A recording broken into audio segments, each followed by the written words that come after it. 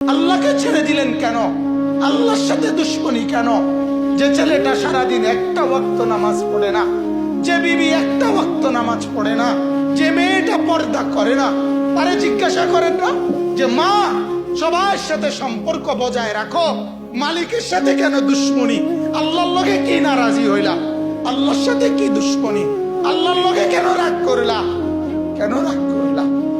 এই বাপ, তোমরা যারা সেজদা করো না, তোমরা বলো না বাজান, বলো না এই দরদি ভাই চিৎকার করে বললাম, তুমি যদি বলো তোমার পায়ে ধরতে, আমি পায়ে ধরতে রাজি। তুমি যদি বলো তোমারে জড়িয়ে ধরে কাঁদতে, আমি কাঁদতে রাজি।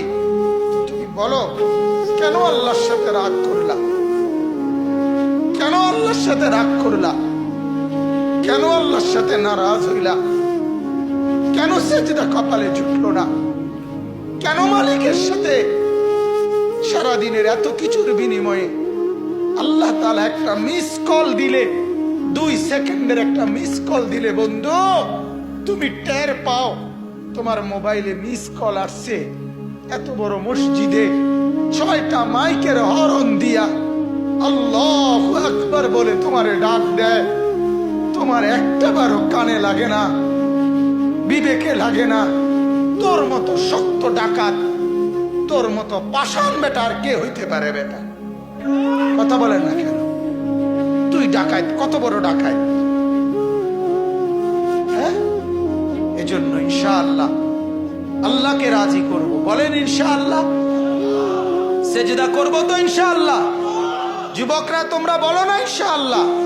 নওজোয়ান তোমাদেরকে বলি, আমার আশা ভরসার স্বপ্ন এই নওজোয়ানদেরকে জাগানো।